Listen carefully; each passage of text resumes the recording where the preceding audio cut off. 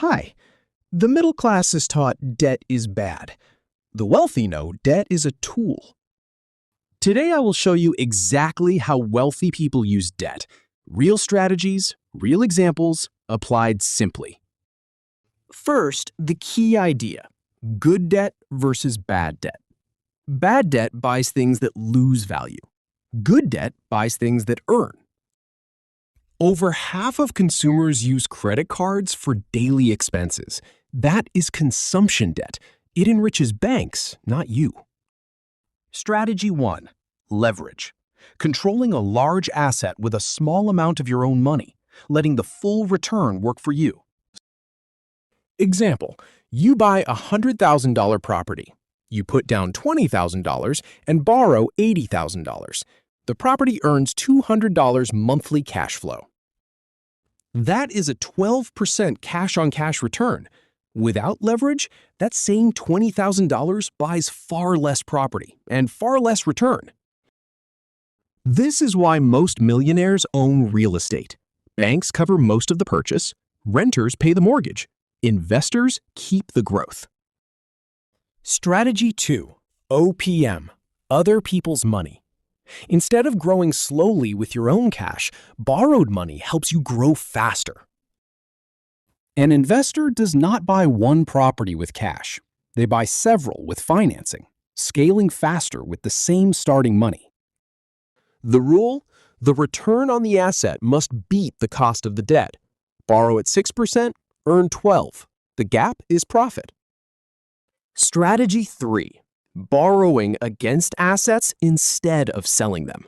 This is where wealthy strategy truly differs from everyone else.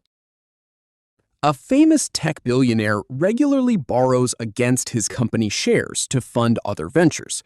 He gets cash, he keeps his shares. If he sold shares instead, he would owe capital gains tax immediately. By borrowing, that tax event never happens. Strategy 4. Buy, borrow, die.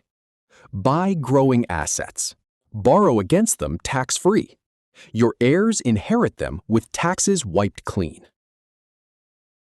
This is entirely legal. It is how many billionaire families pass wealth across generations while paying minimal tax. Strategy 5. Leveraged buyouts. Investment firms buy entire companies using mostly borrowed money, and the company itself repays the debt. If the company grows and sells later for more, the firm keeps the profit, made almost entirely on borrowed money.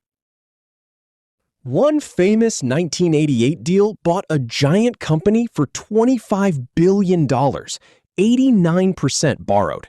It reshaped corporate finance forever. Here is the risk nobody mentions. Leverage amplifies gains, but it amplifies losses too, sometimes more than you invested. A famous investor once joked, there are only 3 ways a smart person goes broke: liquor, ladies, and leverage. The wealthy also get better interest rates. Banks see them as low risk, so their debt costs less from the start. This creates a self-reinforcing cycle. Cheap debt buys assets that grow, which get borrowed against again, each round building more. So what can ordinary people actually do? Honestly, some of these principles work at a smaller scale, not all of them. You can copy a mortgage where rent covers payments, or a business loan that earns more than the interest costs. You should not copy borrowing to buy speculative stocks or a car and vacation you cannot actually afford. The rule for everyone: borrow only for assets that earn more than the debt costs. Never borrow for things that lose value. Rich people give debt a job to do. Average people use debt to fund a lifestyle. That difference is intention, not income. The honest truth: debt is not good or bad. It is a tool. Pointed at the right asset, it builds real wealth. I am Penny. Now you understand the wealthy debt playbook and which parts fit your life.